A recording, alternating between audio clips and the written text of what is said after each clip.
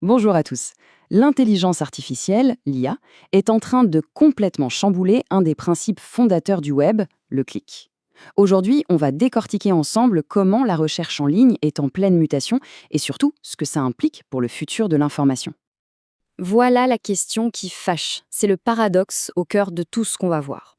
Google a bâti un empire en envoyant du trafic, des visiteurs, vers d'autres sites. Mais que se passe-t-il quand, pour nous servir encore mieux, Google décide de ne plus envoyer personne, nulle part? Alors, pour bien comprendre la stratégie de Google, il faut d'abord saisir un concept clé, les coûts delphiques. C'est un terme un peu savant, mais l'idée est simple. Ça désigne toute la friction, toute la galère qu'on peut ressentir pendant une recherche. Le temps perdu, chaque clic inutile, chaque fois qu'on doit réécrire sa question, tout ça, c'est un coût. Et c'est là que tout bascule. Pour Google, le succès, ce n'est plus le nombre de clics, c'est la réduction de ces fameux coûts. Une recherche zéro clic, où la réponse apparaît directement sur la page, ce n'est plus un problème. Au contraire, c'est le signe que tout fonctionne parfaitement. Moins on se casse la tête, plus on est content, en gros. Ok, alors, explorons un peu cette vision. Quel est le plan de Google pour construire ce futur où l'information vient à nous comme par magie, sans le moindre effort? Eh bien, d'après les pontes de Google, le plan est assez simple. Il repose sur trois grosses étapes. D'abord, ce qu'ils appellent les AI Overviews, des résumés générés par l'IA qui nous donnent la réponse directe. Ensuite, la recherche multimodale. On peut poser une question avec du texte, avec sa voix ou même en montrant une image. Et enfin, le mode IA qui transforme la recherche en une vraie conversation. Et ce qui est intéressant, c'est que Google ne s'en cache pas du tout. Au contraire, la directrice de la recherche, Liz Reed, le dit elle-même. Oui, ça va réduire les clics, mais le but, c'est d'offrir une expérience plus complète, plus agréable, qui se passe entièrement à l'intérieur de l'écosystème Google. Bon, évidemment, cette recherche de la perfection, elle a un coût. Et ce n'est pas vraiment l'utilisateur qui passe à la caisse. On va maintenant passer de l'autre côté du miroir et voir les conséquences bien réelles pour tous ceux qui créent le contenu du web.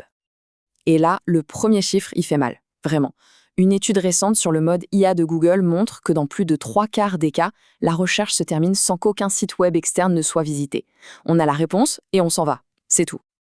Et on pourrait se dire, ok, mais il reste quand même quelques clics.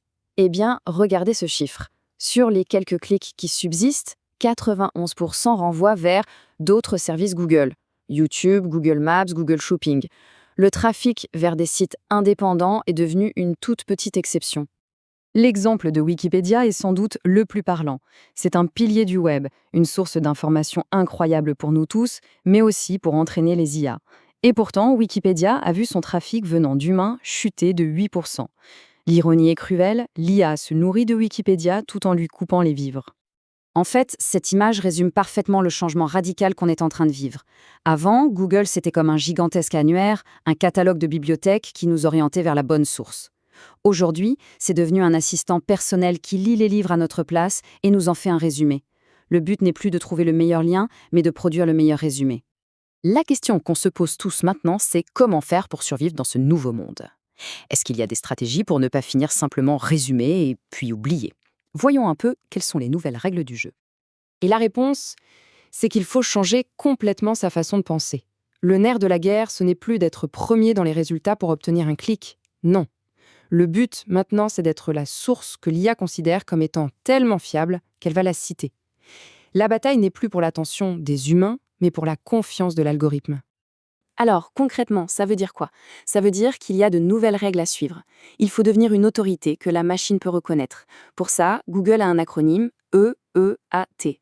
Ça veut dire qu'il faut prouver son expérience, son expertise, son autorité et sa fiabilité. Il faut aussi mieux structurer son contenu pour les robots, utiliser un langage plus naturel et créer de gros dossiers thématiques pour montrer qu'on maîtrise son sujet.